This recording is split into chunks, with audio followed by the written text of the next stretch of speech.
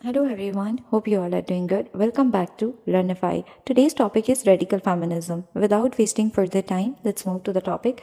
First of all, let's define what is radical feminism. According to Rosemary Tong, radical feminism is ये जो sex या gender system है हमारी society में radical feminist ये कहते हैं कि this system is basically the fundamental cause of women operation.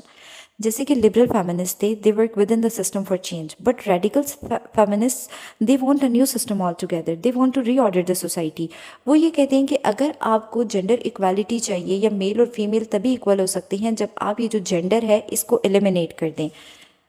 Cat millet का एक वर्क था सेक्सुअल पॉलिटिक्स जो कि 1970s में आया था। उसके बाद रेडिकल फेमिनिस्ट को ज़्यादा सपोर्ट मिली थी।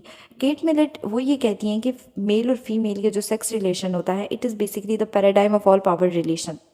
जितने भी पावर रिलेशनशिप्स होते हैं उसको वही शेप करता है। क्योंकि मेल जब कंट्रोल कर रहा होता है पब्लिक स्फेयर को या फिर प्राइवेट स्फेयर को, तो वहाँ पे पेट्रियार्की मेंटेन हो रही होती है।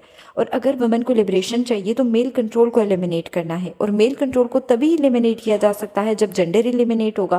केट मिलर तो ये कहती हैं कि जो कंटेम्प्रेरी फेमिनिज्म है उसका एम ही यही है कि ये जो सेक्स या जेंडर सिस्टम है इसको ख़त्म किया जा सके, because it is the basic source of women operation. और एक ऐसी सोसाइटी क्रिएट की जाए जहाँ पे मेल और फीमेल वो इक्वल हों हर एक लेवल पे।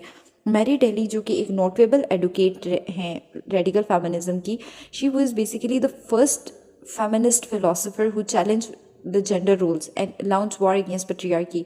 उनका ये कहना है कि मैरी डेली कहती हैं कि फीमेल को हमेशा पेट्रियार्कल सोसाइटी में ओप्रेस किया गया है थ्रू आउट द हिस्ट्री, और इसलिए पेट्रियार्की को ख़त्म होना चाहिए। इसी तरह जुडिथ लॉर्बर का भी यही कहना था कि पेट्रियार्की कंट्रोल करती है वुमेन को। सेंट्रल थीम ही रेडिकल फेमिनिस्ट का यही था कि patriarchy is responsible for the exploitation and operation of women. वो कहते हैं कि पेट्रियार्की हमारी सोसाइटी में सबसे ज़्यादा इनइक्वालिटी का बाइस पेट्रियार्की ही है, सबसे ज़्यादा ऑपरेशन का बाइस पेट्रियार्की है, डिस्क्रिमिनेशन पेट्रियार्की की वजह से होता है, but it is the least notice thing in our society.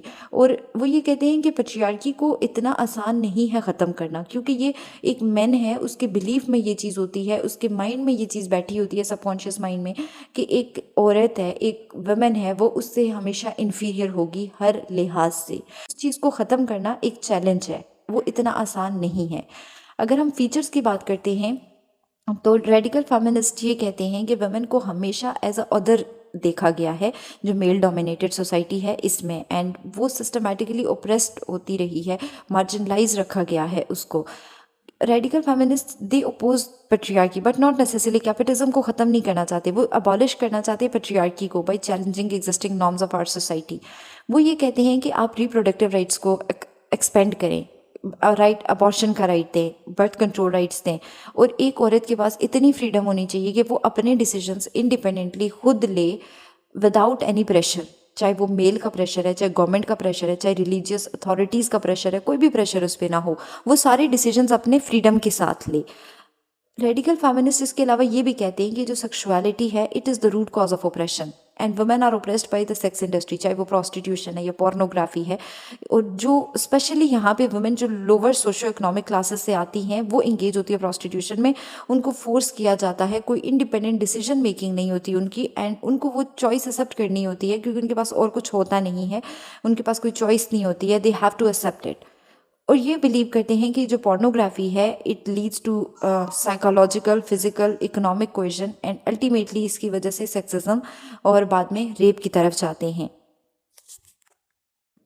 अगर हम बात करते हैं कि patriarchy and social sphere radical feminist इसके बारे में क्या कहते हैं, तो हम देखते हैं कि मेन अपनी डोमिनेंस को मेंटेन रखने के लिए या तो औरत पे फिजिकल वायलेंस करता है या साइकोलॉजिकल वायलेंस करता है।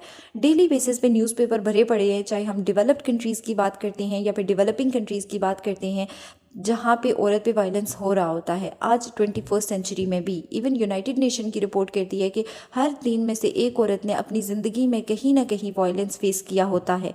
तो मेल क्या करते हैं, चाहे वो साइकोलॉजिकल हो चाहे फिजिकल वायलेंस हो, वो करते हैं ताकि मेंटेन कर सकें अपनी डोमिनेशन ओवर वुमेन।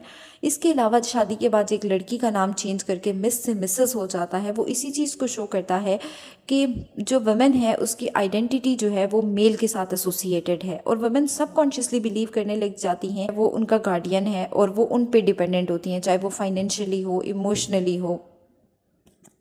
अब अगर हम देखते हैं कि patriarchy and economic exploitation radical feminist इसके बारे में क्या कहते हैं, तो रेडिकल फेमिनिस्ट ये कहते हैं कि वुमेन कमर्शियली भी एक्सप्लॉइट हो रही है। एडवर्टाइजमेंट की बात करें, मूवीज़ की बात करें, पोर्नोग्राफी की बात करें, बहुत सारी वुमेन को प्रोस्टिट्यूशन में फोर्सफुली धकेल दिया जाता है just for the sake of money.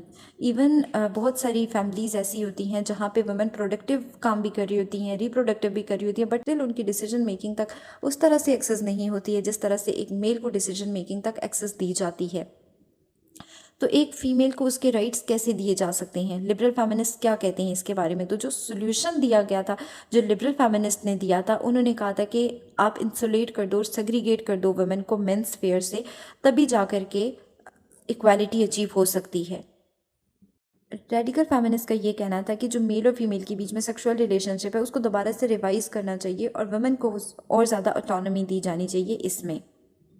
Radical feminist ने जितनी भी कोशिश की थी तो उसके रिज़ल्ट में ये हुआ था, उसकी सक्सेस ये हुई थी कि इसने वुमेन को बहुत सारी इंपॉर्टेंट थेरीज़ बनाई थी जेंडर इनइक्वालिटी के बारे में। उसके अलावा बहुत सारी कॉलेजेस और यूनिवर्सिटीज़ में वुमेन स्टडी प्रोग्राम स्टार्ट हो गए थे। बेशक इसने पेट्रियार्की को बहुत ज़्यादा हाईलाइट किया था, लेकिन कुछ असल इश्यूज़ जो वुमेन फेस कर रही थी इसने उसको हाईलाइट नहीं किया था। जैसे इसने इश्यूज़ जो थे रेस या क्लास के, उसको हाईलाइट ही नहीं किया। ये बहुत ज़्यादा ए पॉलिटिकल थी। सेक्स बेस्ड डिस्क्रिमिनेशन पे बहुत ज़्यादा बात हो रही थी। इसने वाइट और मिडिल क्लास औरत को बहुत ज़्यादा फोकस किया था।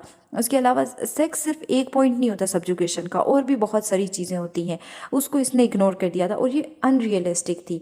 उस वक़्त भी इसको एक्सेप्ट नहीं किया गया था और आज भी एक्सेप्ट नहीं किया जाता।